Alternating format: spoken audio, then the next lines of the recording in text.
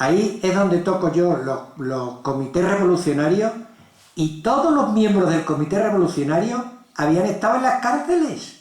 Eran ladrones, eran criminales, eran personas. Por eso la República se dio cuenta que ese camino no era el correcto, porque yo estoy seguro que si llega a ganar la República los hubiera juzgado, porque no había derecho a que hicieran esas barbaridades, ni las mismas autoridades republicanas lo mandaron, se escandalizaron de esa actuación. Luego viene la segunda fase, que ya fue más racional, pero eso yo creo que ocurre en toda revolución. El principio de toda revolución vienen las masacres, vienen los abusos, vienen todas esas series de barbaridades que se cometieron aquí, y en los consejos en los comités revolucionarios era raro el que no había estado en la cárcel. ¿Por qué? Porque fueron todos puestos libres. ¿Y ahora qué te crees que iban a hacer lo mismo? Con los de la ETA los iban a sacar también, los sacarían también, a todos. ¿Qué van a hacer? Sí, no. ¿Alguna otra pregunta?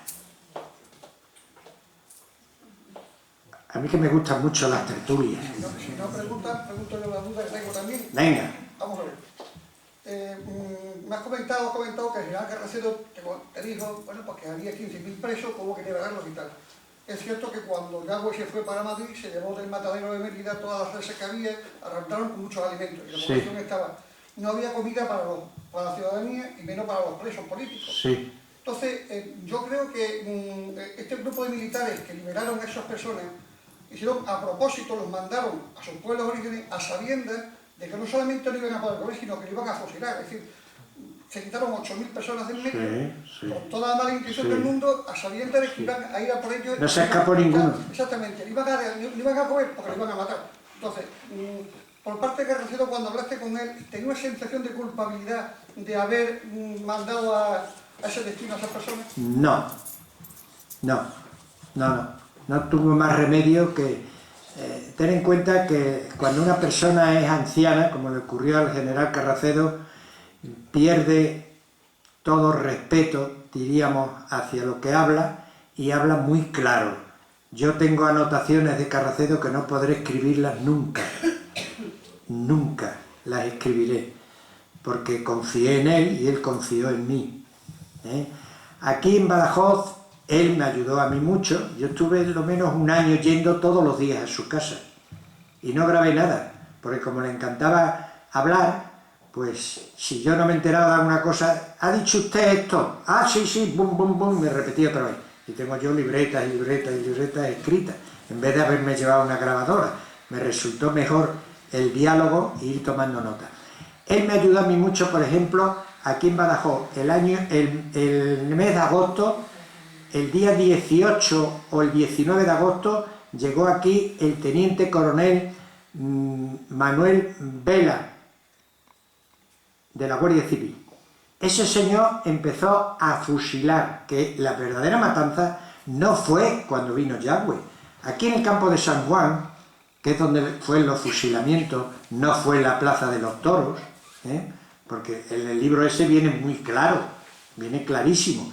Tengo un testigo que vivía, una mujer que vivía en los Altos del Caballo, y me cuenta lo mismo, que dos milicianos republicanos que vinieron y no fueron capaces de hacerse de un fusil, y entonces Yagüe, al verle que no tenía la señal, los mandó aquí a la plaza y lo presenciaron de las escaleras del ayuntamiento.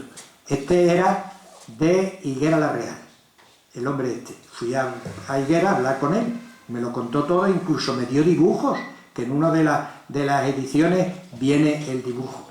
Y entonces me dijo, ahí es donde fusilaron, donde estaban las ametralladoras situadas y todo. Y luego hay otro que un día, hablando con 4 o 5 personas mayores, me dice, yo quiero hablar con usted. Digo, bueno, pues muy bien, hablé con él y dice, mire usted, yo fui partícipe de la 4ª bandera de la Legión, quedamos muy pocos, entre ellos yo, quedé mal herido, y entonces nos instalaron en la Plaza de los Toros, y en la Plaza de los Toros salieron unos 20 milicianos con la Guardia Civil y se los llevó.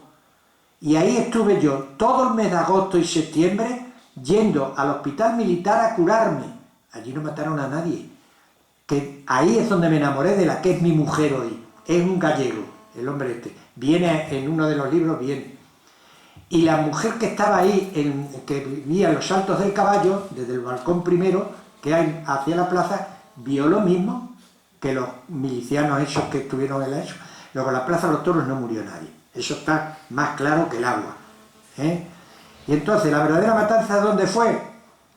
El Manuel Pereita Vela, el teniente coronel este, empezó un día 19 o 20 de agosto y estuvo hasta el 13 de noviembre fusilando en las tapias del cementerio de Badajoz de 30 a 40 diarios, dicho por Carracedo, porque no hay tampoco escrito y demostrado nada.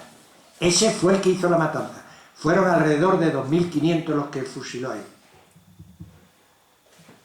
Está claro, además tengo anotaciones del periódico Hoy que decía, se quejan aquí de que hay una columna de fuego y tal y cual, y hay unos ruidos de ametralladora, y decía el periódico, dice, esos son los del cuartel de Menacho que están haciendo maniobra y demás, y los de esos que son del cementerio, de cuerpos ya, de nichos ya que están antiguos y demás.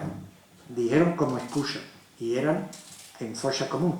Bueno, todos estos que vienen aquí en las fichas eran enterrados en fosas comunes. O sea que esto de la recuperación de la memoria histórica me río yo. Primero, que ya no hay ninguno, a Dios gracias. Segundo, que en los años 40 Franco dio un decreto de que todo aquel que encontrara a un familiar en una cuneta o en un campo donde fuera, que fuera desenterrado y enterrado como Dios quiere, como quisieran los familiares. Eso no dio. Luego, ¿a qué viene ahora buscar enterramiento? No hay enterramiento ninguno. Puede que haya en algunos sitios. Yo es uno de los... nos estaríamos aquí hablando hasta mañana. En uno de mis libros está en casa de Don Pedro, hay una finca que se llama Boticaria, y ahí en la finca Boticaria quedaron, según militares, que me reuní con militares, sabemos perfectamente, por Carracedo y por libros y demás, sabemos la cantidad de divisiones que había de la República, de regimientos, de batallones, de ametralladoras, de esto, del otro, todo. Calculé con unos militares, amigos míos, aquí en Badajoz, que había unos 5.000 personas. Intentaron hacer una cuña para irse a Portugal, pero Franco los paralizó. Terminó la guerra. Tengo testigos de cómo les daban de comer. Tengo cartas de los que eran comisarios políticos, de nietos del País Vasco y de otros lugares, que le escribieron la última carta de la finca Boticaria. Y no se supo más de ellos. ¿Qué pasó? Los cargaron.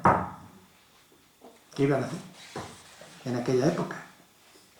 Esas son de las barbaridades que se hicieron, que pudieron, pues...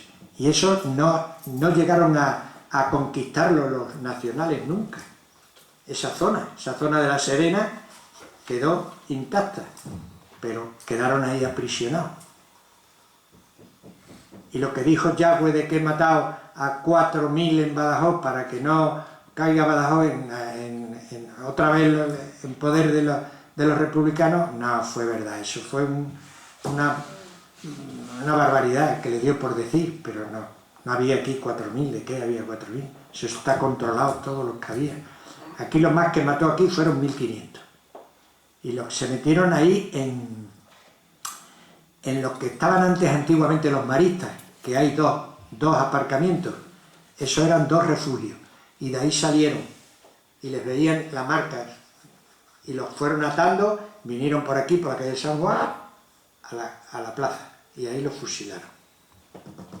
Pero la verdadera matanza fue el granuja ese de Manuel Pereita Vela, teniente coronel de la Guardia Civil, venido de Sevilla, y auxiliado por el, que no me acuerdo ahora cómo se llamaba, por el que fue alcalde franquista muchos años en Olivenza, que fuera el que le contaba la historia, el que le decía todo.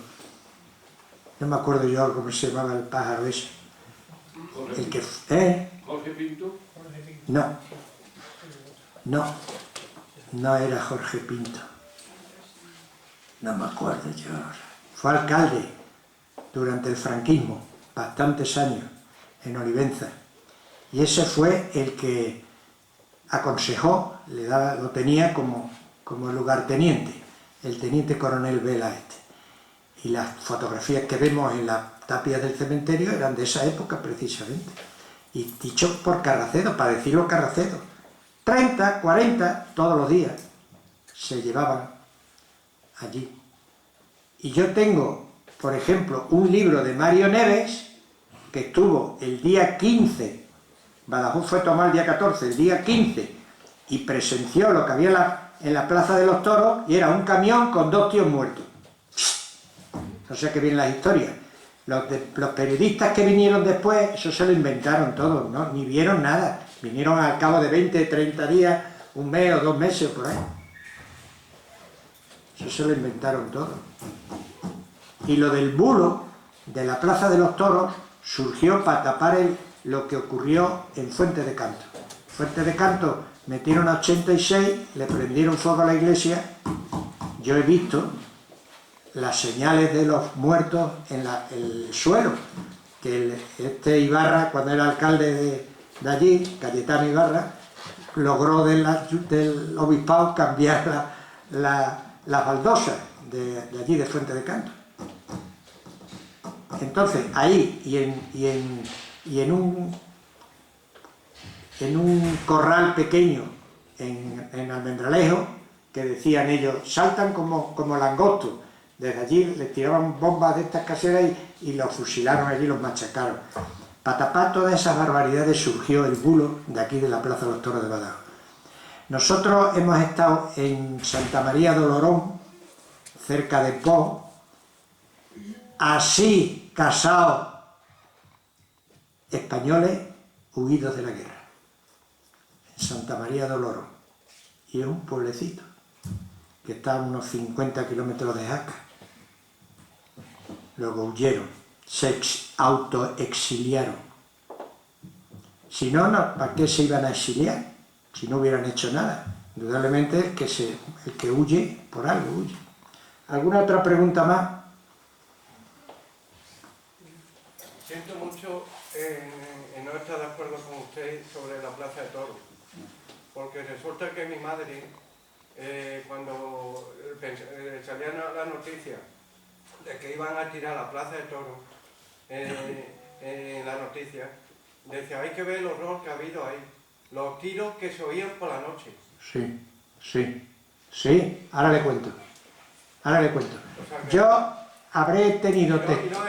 Y la verdad es que en mi familia no hemos oído nada de Sí. la guerra civil ni nada. Sí, de nada. ahora le explico. Y mi madre decía que vivía no aquí al Sí. lado del caballo, vivía Sí. en Polovato, Sí. que estaba más cerca de la plaza. Sí, yo le explico. Yo he tocado lo menos cerca de 100 personas como testigos de que la Plaza de los Toros habían fusilado. Y yo les decía, ¿usted lo vio? No, no lo he visto. Me lo han contado. Y a usted le contarían que también corría la sangre por las calles, ¿no? Sí, señor. ¿Y por qué calle? Por la calle Muñoz Torrero y por la calle del Obispo. ¿Y cómo desde la Plaza de los Toros sube la sangre arriba? Es que se oía. Otra cosa. Mi madre En la calle Arcagüero, por la mitad de la calle así, ha vivido, no me acuerdo ahora cómo se llamaba, un maestro que era socialista, pero vamos, que lo decía él mismo, y decía lo que está contando usted ahora de su madre. Y cuando yo le dije de la Plaza de los Toros, dijo, sí señor, tiene usted razón, fue en San Juan, porque yo creí que era de la Plaza de los Toros.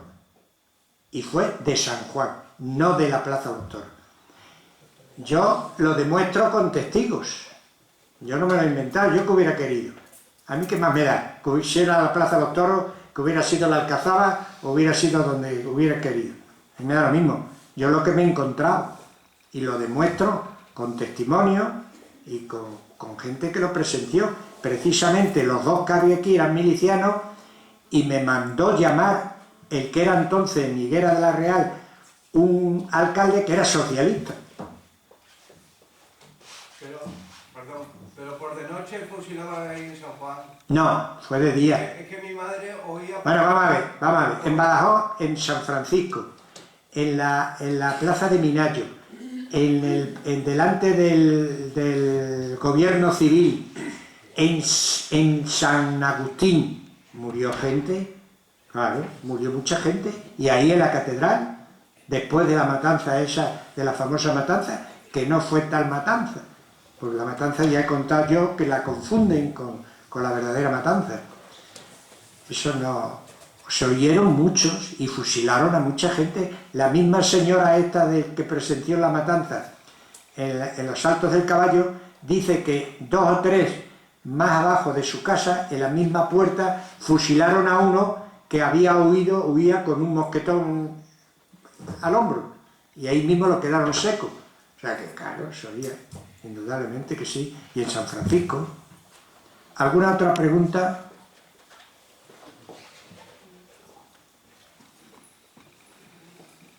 Claro, aquí lo interesante, vamos a ver, esto que viene en el libro yo estoy en contacto con compañeros de universidades y de localidades donde han hecho tesis doctorales y demás, y no se ha publicado este tipo de denuncias en ningún sitio.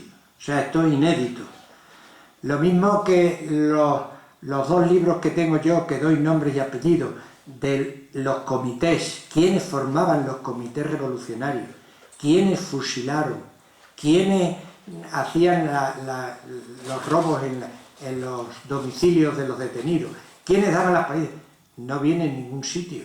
Nombre y apellido, en ningún sitio. Hablan mucho de la guerra, pero tal como yo lo tengo, no. Yo encontré 23.000 consejos de guerra en la prisión provincial. Y estuve yendo tiempo y tiempo, todos los días, a la prisión provincial. O sea que tengo, como yo digo, una habitación llena de 80 y tantos legajos, tengo para escribir 300 años. Espero vivir para seguir contando. Y ahora el próximo libro es muy interesante porque es otro libro de historia que es Depuraciones, Incautaciones y Responsabilidades Políticas aquí en Badajoz. Se ve cómo los alcaldes, los concejales, los diputados y todo, cómo los depuraron, cómo los mandaban fuera, y cómo los que hacían la depuración mandaban que le hicieran a él otra depuración para ponerse una medalla.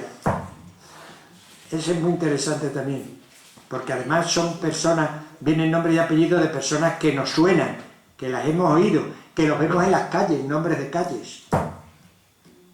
Es interesante eso también. En fin, yo creo que ya va a ser el último, porque ya estamos hartos ya de tantos libros de la guerra y de historia de esa. Ya no. Yo me acuerdo cuando empecé con los consejos de guerra, yo soy muy amigo de Marcelino Iglesias, y fui un día mal y me empezó a preguntar y me tuvo más de un mes sin leer nada porque me afectaba lo que leía, las barbaridades que leía. Estuve más de un mes sin tocar nada, sin leer nada, lo aparqué todo, porque es de mal gusto. Luego ya me he hecho y ya ha pasado también muchos años, y luego ya han pasado muchos, ya sabemos ya de esto, ya, ¿para qué más? Ya es todo, ya se va volviendo ya repetitivo, y entonces pues no gusta. Yo, por lo menos a mí no me es de agrado. Ya estoy escribiendo un libro, me reía antes con Paco, me parece, porque resulta que se va a titular,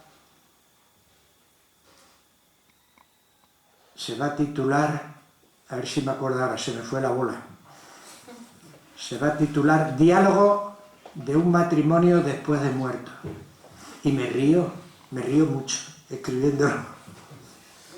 Bueno, ahora, muchas gracias por haber venido.